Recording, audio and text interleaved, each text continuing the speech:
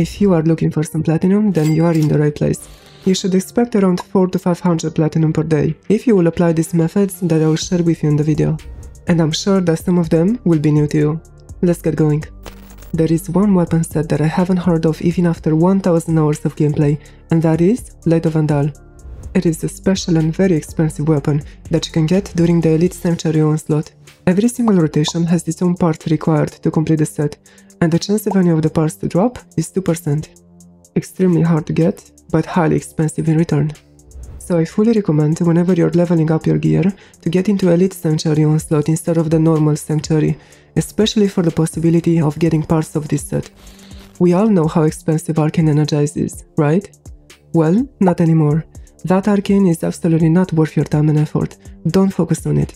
There is a much more expensive Arcane that I recommend you to gamble for with Arcane Dissolution, and that is Arcane Reaper. Just gamble on Duviri Arcane collection instead of Eidolon. You can also get Longbow Arcane with this collection, which is also very expensive on the Warframe market. Use your Phosphor efficiently. So please, don't do the same mistake as me, just wasting your Phosphor for Arcane Energize. Now let's talk about a method so broken at the moment that will get you at the very least 300 platinum per hour in mods, and you can get up to 700 if done efficiently. Some of you might know already, and that is hunting. I strongly suggest you to learn how to hunt as fast as you can, and the best location to hunt is Orb Valleys, because you will be able to buy from there 3 out of the 4 mods that are very expensive right now on the market, especially when you max rank them. And with this method you can also get max daily standing very quickly on Venus. Speaking of hunting, I have a question for you. Which one of these pet mods is the most expensive on the market? The answer is, all of them are equally valuable. They usually sit at around 130 platinum on average if they are maxed rank. And it takes only around 3 minutes to get all the animal tags you need to get at least one mod. These mods are very easy to get and very easy to sell. And if you are out of Endo and you cannot max rank these mods, you can still get 10 platinum per piece, and you can very easily hit 200 platinum per day only selling the rank 0 mods. I recommend you to have a stealth Warframe like Loki or Octavia while hunting for tags. Endo can very easily turn into platinum, especially if you know what mod you need to rank up. But how do you get this Endo efficiently? One method I always recommend to everyone is the arbitrations. If you know how to do it properly, you'll easily profit from it. Get Mirage, Siren or Volt. These are the best Warframes for the arbitrations. During defense, infested salvage or interception, you can easily get 20,000 Endo per hour, as well as around 200 Vitus Essence, for you to get even more platinum. And if you need more information about the arbitrations, I have a very good guide for them in the description of this video, so go check it out. The more you know, the better. And now I will tell you the best methods to turn that Vitus Essence into as much platinum as you can. The most efficient way is to get any galvanized mod and sell it at rank 6 for 25 platinum. Don't max rank it. This way you'll get more than 1 platinum per Vitus spent.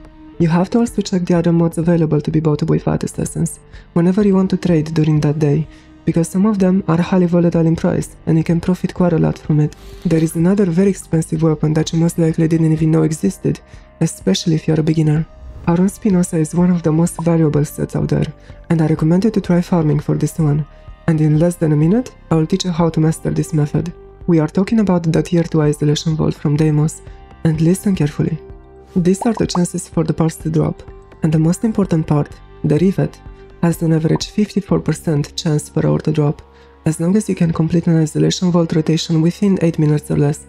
I fully recommend you Titania or Vault to farm for this weapon set. These two Warframes are the most efficient to use. If you need a detailed video on the isolation vault and specifically this weapon and how to farm it, check the video in the description. By the way, if you are going to try these methods, please let me know in the comment section below how they went for you.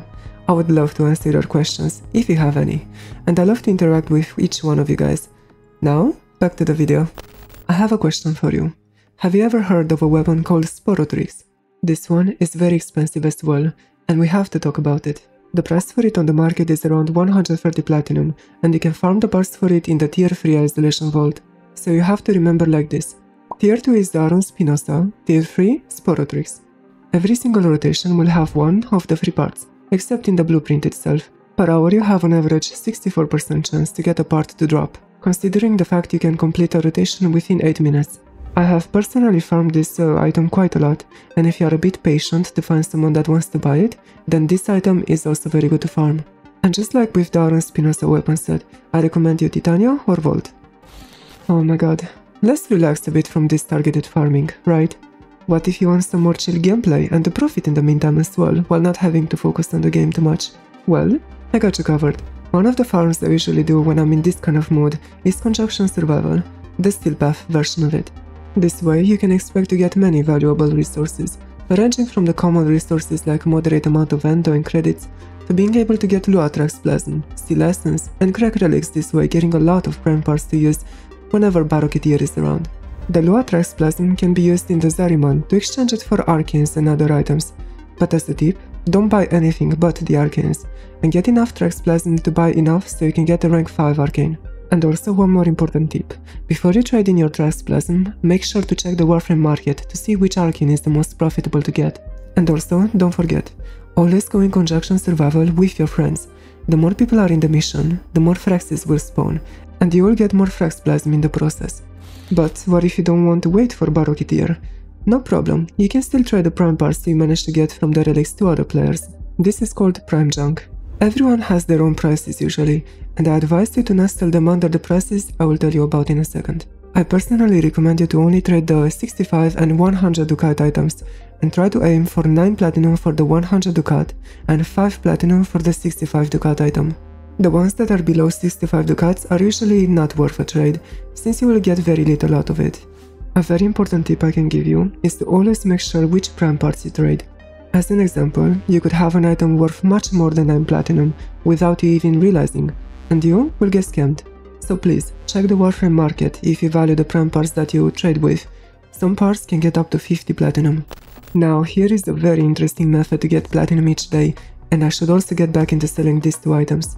These ones, not gonna lie, are a bit more complicated to get, but trust me, they are so very much worth it. So we are going to talk about the Morga and the Cortege. These weapon sets can be acquired from Lloyd on Deimos. These weapon sets are very expensive, despite they are highly volatile in price on the Warframe market, and you should pay close attention to what I'm going to talk about. I promise that you will know exactly what to do, and you will thank me later most likely, since this can very easily turn into passive platinum per day. First of all, for these weapons you will need damaged necromech weapon parts, and you can get them as a possible reward from completing the Isolation Vault, or you can buy them from Lloyd for 2500 standing. The main weapon parts can also be bought from Lloyd, the main blueprint is 8000 standing, and the rest is 4000.